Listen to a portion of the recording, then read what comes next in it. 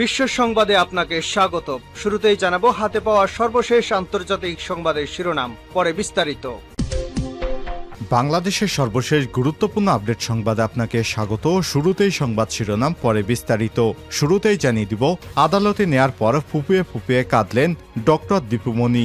বৈষম্যবিরোধী ছাত্র আন্দোলনে ছাত্র জনতার মিছিলে নির্বিচারে গুলিবর্ষণ এবং রাজধানীর মোহাম্মদপুর মুদি দোকানি আবু সাইদ হত্যা মামলায় গ্রেপ্তার সাবেক মন্ত্রী ডক্টর দীপুমণির 4 দিন এবং সাবেক ক্রীড়া উপমন্ত্রী আরিফ খান জয়ের 5 দিনের রিমান্ড মঞ্জুর করেছে আদালত। এরপর জানিয়ে দিব, ছাত্র আন্দোলনে নেতৃত্বাধীন বিপ্লব নিহত এবং আহতদের পরিবারকে সহায়তায় ফাউন্ডেশন, বললেন ডক্টর মোহাম্মদ ইউনুস। জুলাই আগস্টে ছাত্র আন্দোলনে নেতৃত্বাধীন বিপ্লবে অংশগ্রহণকারী নিহত এবং আহতদের পরিবারকে সহায়তার লক্ষ্যে একটি ফাউন্ডেশন গঠন করার সিদ্ধান্ত নিয়েছে ডক্টর মোহাম্মদ ইউনুসের নেতৃত্বাধীন অন্তর্বর্তীকালীন সরকার।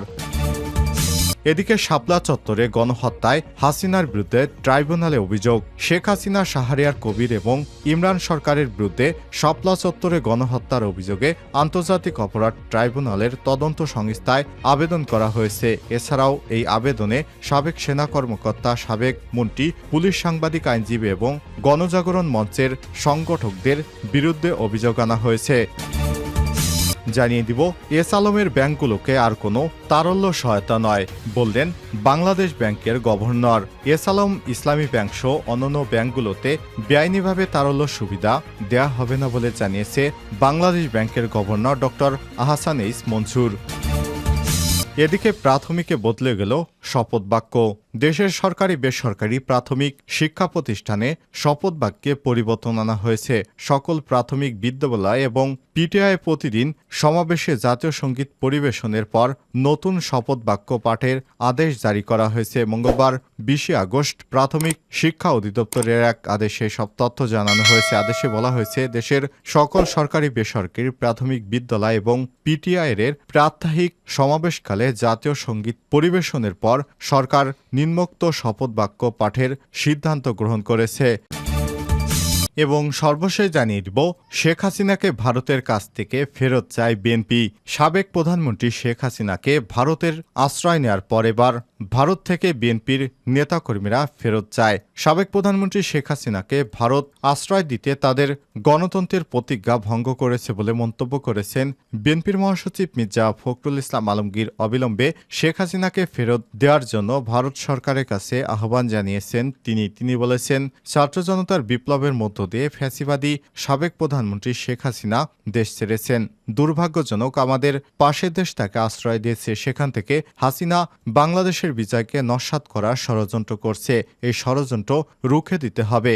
এ সময় বিএনপির নেতাকর্মীরা বলেন, ভারত থেকে শেখ হাসিনাকে ফেরত আনতে চাই। প্রিয় দর্শক, এতক্ষণ শুনছিলেন সংবাদ শিরোনাম, এবারে বিস্তারিত।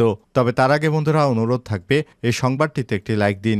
এই চ্যানেলে আপনি নতুন হয়ে থাকলে আমাদের সংবাদটি দেখতে দেখতে চ্যানেলটি সাবস্ক্রাইব করে রাখুন, যাতে করে বন্ধুরা আমাদের পরবর্তী লেটেস্ট আপডেট সংবাদগুলো সবার আগে আপনার কাছে পৌঁছে যায়। কমেন্ট করে আপনার মূল্যবান মতামত জানিয়ে দিন আপনি বিশ্বের কোন দেশ থেকে আমাদের সংবাদটি দেখছেন এবং শুনছেন।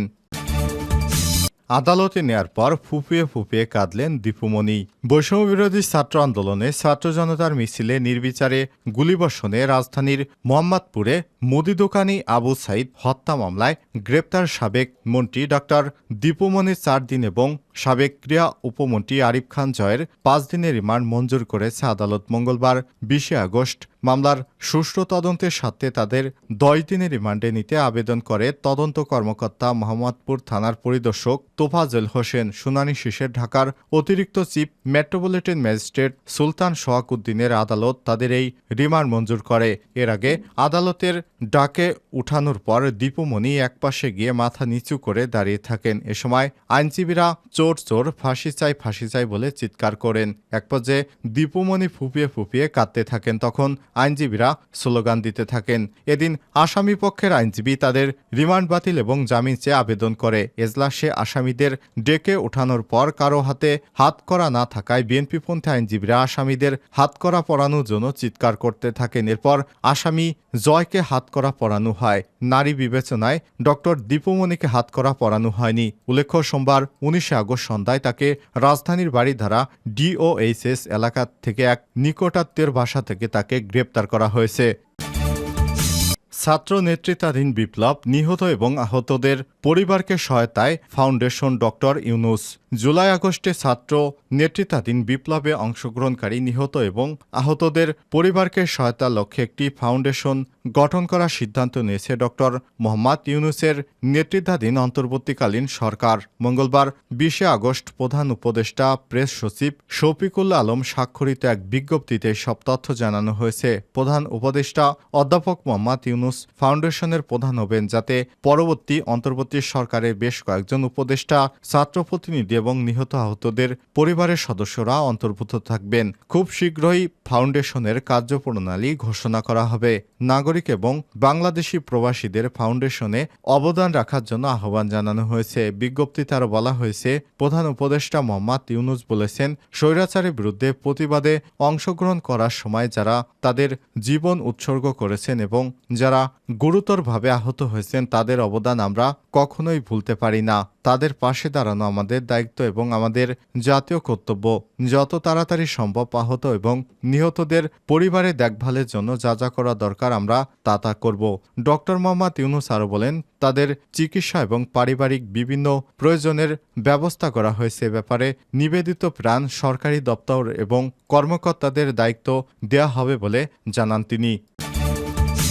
শাপলা চত্বরে গণহত্যায় হাসিনার বিরুদ্ধে ট্রাইব্যুনালে অভিযোগ। শেখ হাসিনা, শাহরিয়ার কবির এবং ইমরান সরকারের বিরুদ্ধে শাপলা চত্বরে গণহত্যার অভিযোগে আন্তর্জাতিক অপরাধ ট্রাইব্যুনালের তদন্ত সংস্থায় আবেদন করা হয়েছে। এছাড়াও এই আবেদনে সাবেক সেনা কর্মকর্তা, সাবেক মন্ত্রী, পুলিশ, সাংবাদিক, আইনজীবী এবং গণজাগরণ মঞ্চের সাংবাদিকদের বিরুদ্ধে অভিযোগ আনা হয়েছে। মঙ্গলবার 20 আগস্ট ধানমন্ডির আন্তর্জাতিক অপরাধ ট্রাইব্যুনালের তদন্ত সংস্থা কার্যালয়ে এই আবেদন দায়ের করেন হেফাজত ইসলাম বাংলাদেশের যুগ্ম মহাসচিব মুফতি হারুনুল ইজহার চৌধুরী। তার আইনজীবী গাজী এম.এইচ. তামিম এসব তথ্য নিশ্চিত করেছেন।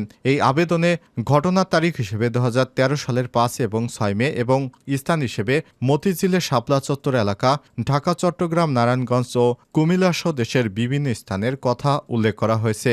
অপরাধের ধরনে বলা হয়েছে, হেফাজতে ইসলামের আন্দোলনকারী নেতাকর্মীদের সমূলে বা আংশিক নির্মূল করার উদ্দেশ্যে 1 থেকে 24 নং আসামিদের নির্দেশ এবং পরিকল্পনায় অন্যান্য আসামিগণ কর্তৃক শহরব্যাপী ব্ল্যাকআউট করে টিভি চ্যানেল সম্প্রচার বন্ধ এবং নিয়ন্ত্রণ করে আগ্নেয়াস্ত্র দ্বারা নির্বিচারে গুলিবর্ষণ করে হত্যা, লাশ গুম করে গণহত্যা এবং মানবতা বিরোধী অপরাধ সংগঠিত হয়েছে। আসামির তালিকায় রয়েছে সাবেক প্রধানমন্ত্রী হাসিনা, সাবেক আইনমন্ত্রী আনিসুল হক, সাবেক মন্ত্রী উবায়দুল কাদের, রাশেদ খান মেনন, সাবেক মেয়র এবং সংসদ সদস্য শেখ ফজলে নূর তাপস, সাবেক মন্ত্রী হাসান মাহমুদ, সাবেক সংসদ সদস্য হাজী সেলিম, সাবেক উপদেষ্টা সালমান এফ রহমান, শামীম ওসমান, সাবেক উপদেষ্টা তারিক আহমেদ সিদ্দিকী, সাবেক আইজিপি এ.কে.এম. শহীদুল হক, বেনজির আহমেদ রেবের, সাবেক অতিরিক্ত পরিচালক জিয়াউল আহসান, সাবেক ডিবি প্রধান হারুনুর রশিদ, সাবেক পুলিশ কর্মকর্তা বিপ্লব কুমার, ঘাতক দালাল নির্মূল কমিটির সভাপতি শাহরিয়ার কবির, সদস্য মুনতাসির মামুন, তুরিন আফরোজ, গণজাগরণ মঞ্চের মুখপাত্র ইমরানের সরকার। এছাড়াও এই তালিকায় রয়েছে 71 টিভির এমডি মোজাম্মেল হক বাবু, সময় টিভির আহমেদ জুবায়ের, এবি নিউজের সুভাষ সিং রায়, সাবেক প্রধানমন্ত্রীর প্রেস সচিব এবং দৈনিক আমাদের নতুন সময়ের নাইমুল ইসলাম খান, বিজিবির সাবেক ডিজি এবং সাবেক সেনা প্রধান আজিজ আহমেদ, গোয়েন্দা সংস্থা এনএসআইয়ের সাবেক ডিজি এম মঞ্জুর আহমেদ সহ অজ্ঞাতনামা কতিপয় মন্ত্রী, প্রতিমন্ত্রী, সংসদ সদস্য, কতিপয় বিজিবি, র্যাব, পুলিশ সদস্য এবং তৎকালীন কয়েকটি ইলেকট্রিক এবং প্রিন্ট মিডিয়ার নীতি নির্ধারক। এস আলমের ব্যাংকগুলোকে আর কোনো তারল্য সহায়তায় নয়, বললেন গভর্নর। এস আলমের ইসলামী ব্যাংক সহ অন্যান্য ব্যাংকগুলোকে বেআইনিভাবে তারল্য সুবিধা দেয়া হবে না বলে জানিয়েছেন বাংলাদেশ ব্যাংকের governor doctor Ahsan H Mansur. মঙ্গলবার 20 আগস্ট কেন্দ্রীয় ব্যাংকের বোর্ডে আয়োজিত এক সংবাদ সম্মেলনে সব কথা বলেন তিনি। এ সময় deputy governor doctor Habibur Nurunnahar সহ অন্যান্য কর্মকর্তারা উপস্থিত ছিলেন। গভর্নর বলেন, আমরা অনিয়মে জড়িত ব্যক্তিদের বিরুদ্ধে ব্যবস্থা নেব। কোনো প্রতিষ্ঠানের ব্যাংকের বিরুদ্ধে ব্যবস্থা নয়। দুর্বল ব্যাংক পরিচালনা পর্ষদের বিষয়ে তিনি বলেন, পর্ষদ ভেঙে দেওয়ার বিষয়টি প্রক্রিয়াধীন। মূল্যস্ফীতি নিয়ে তিনি বলেন, মূল্যস্ফীতি 6 থেকে 7 মাসের মধ্যে কমে যাবে। মুদ্রানীতি খুবই পরিবর্তন না হলে একটু টাইট করা হবে। মুদ্রাবাজার একটু ভালো অবস্থানে আছে। ডলার আগের যে দামে ছিল তার থেকে একটু কমে এসেছে। তিনি আরো বলেন, ইসলামী ব্যাংকগুলোর বিষয়ে একটু সময় নিচ্ছি যাতে সিদ্ধান্তটি টেকসই হয়। আমরা যাই করি না কেন, যারা দোষী সাব্যস্ত তাদের টার্গেট করব, প্রতিষ্ঠানকে টার্গেট নয়।